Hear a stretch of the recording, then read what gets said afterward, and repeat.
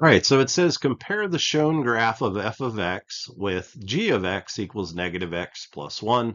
Select all the statements that are true. So they've given us the graph of f of x here, and they want us to compare it with g of x, but we don't have the graph of g of x. You can answer this question without actually graphing g of x, but I would encourage you to graph it because then I think it's easier because you can actually visually see what's going on. So I'm going to graph g of x.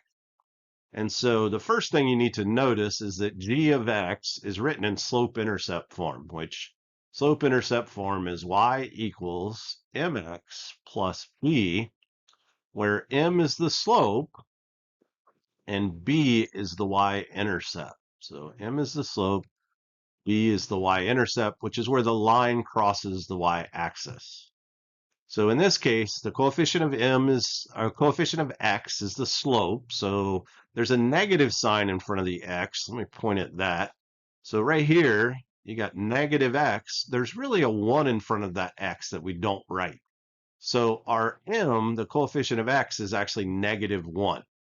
So m is equal to negative 1 in this function. And b is equal to 1. That's the plus 1 there. So the way that you graph this is the first thing you do is you graph the y-intercept. And again, the y-intercept's where the line crosses the y-axis, and it crosses at 1. So that would be this point right here. So it actually crosses at the same place that f of x does. So I'm going to put a dot there on the graph. And then I need one more dot to draw this line. This is a linear function. It's a straight line. And so I'm going to go back to the slope. And for the slope, I'm going to rewrite negative 1 as a fraction. So I'm going to write it as negative 1 over 1.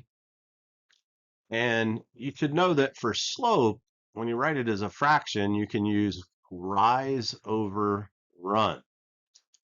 And so here's how this works. With the negative slope, first of all, you need to know a negative slope. If you have a negative m, your line is going to be a decreasing function, so it's going to lean like this. If you have a positive m or a positive slope, it's going to be the opposite, and it's going to go like that. So I know that my line is going to lean to the left. It's a negative slope. And so now how do we use the rise over the run?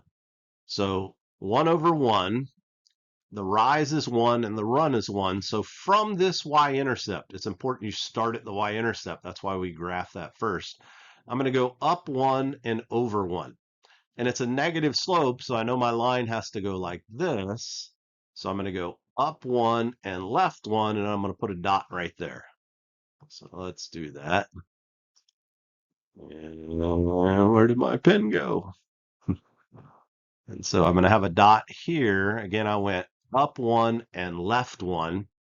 And I knew to go left because it's a negative slope. If it had been a positive slope, I would have gone up 1 and right 1. And so now I just draw a line through these points. I'm terrible at drawing straight lines, so don't laugh at me. Looks like that. And so now I know exactly what g of x looks like. And so now I can go look at the answers.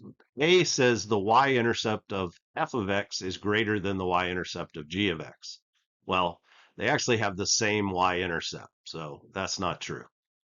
B, the y-intercept of f of x is less than the y, nope, they have the same y-intercept. C, the x-intercept of f of x is greater than the x-intercept of g of x. So let's look at the x-intercept here. Again, if I drew a nice pretty line, this x-intercept would be right here. So it has an x-intercept of 1, and that one has an x-intercept of negative 1. So this says the x-intercept of f of x is greater than the x-intercept of g of x. That's not true because f of x is negative 1 and g of x is positive 1. And then the last one says the exact same thing, but in a different, with it reversed. So the x-intercept of f of x is less. Yes, it's less than g of x. So that makes the answer D. Now, I did say you could do this without graphing it. And so since all of these questions were asking about the x and the y intercept, well, Actually, I take that back. Really, to find that x-intercept, it's easiest if you graph it because the x-intercept doesn't show up exactly in the equation. You can find it without doing the graph, but again, I would encourage you to graph it. All right, so I hope that helped. Keep working hard, and you will master the math.